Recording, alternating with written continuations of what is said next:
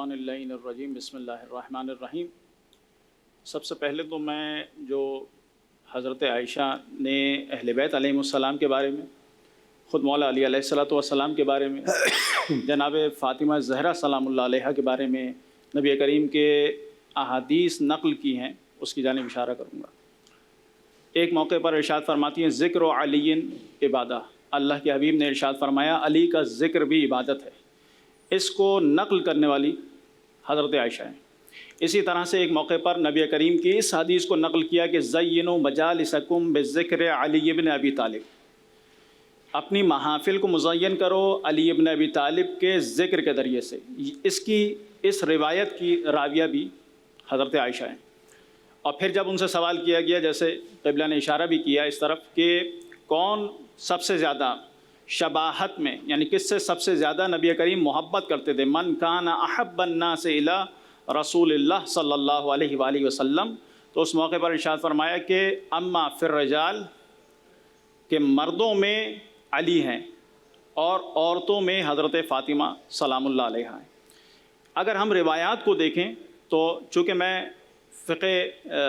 جعفری کا یہاں پر نمائندگی کر رہا ہوں، تو ہمارے یہاں جو مسلم احادیث ہیں وہ یہ کہتی ہیں کہ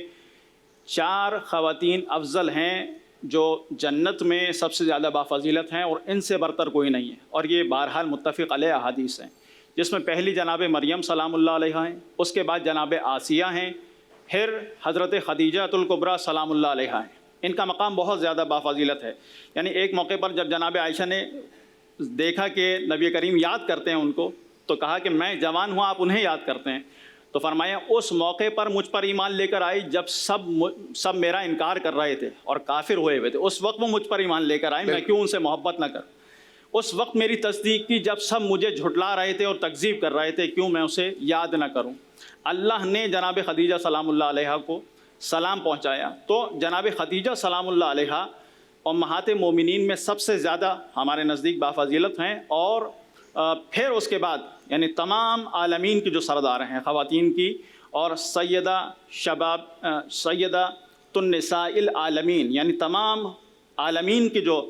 سردار ہیں خواتین کی، وہ جناب حضرت فاطمہ زہرا سلام اللہ علیہ ہیں۔ تو جناب فاطمہ زہرا سلام اللہ علیہ سے بافضیلت شخصیت کوئی نہیں، اور خود جناب عائشہ سے ہمیں ملتا ہے کہ انہوں نے کہا کہ رسول کے نزدیک سب سے زیادہ محبوب، اور شباہت میں بھی رسول اکرم صلی اللہ علیہ وآلہ وسلم سے اگر عورتوں میں دیکھا جائے تو خود جناب عائشہ سے ہے کہ سب سے زیادہ شباہت رکھنے والی جناب فاطمہ زہرا سلام اللہ علیہ۔ پھر اگر ہم عالم اسلام میں عورت کے مقام کو دیکھیں، بس میں ایک مختصر سی بات عرض کروں کہ چند رشتے ہیں، مثلا جب بچی پیدا ہوتی ہے تو بیٹی ہوتی ہے، اس موقع پر اسلام نے وہ مقام عطا کیا کہ اس کو رحمت قرار دیا، بیٹے کو نعمت قرار دیا لیکن بیٹی کے لیے رحمت سے سوال نہیں ہوگا۔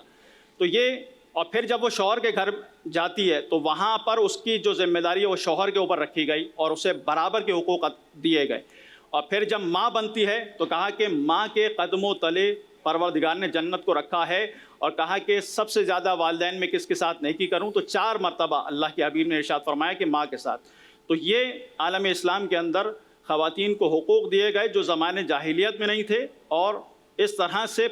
اللہ کے حبیب نے خواتین کا جو مقام ہے، یہاں تک کہ ارشاد فرمایا کہ میرے نزدیک عورتیں یعنی جو محبوب ترین چیزوں میں سے ان میں سے ایک خواتین ہیں، یعنی یہ محبت کرنے والی چیز ہے کہ المرأۃ ریحانہ،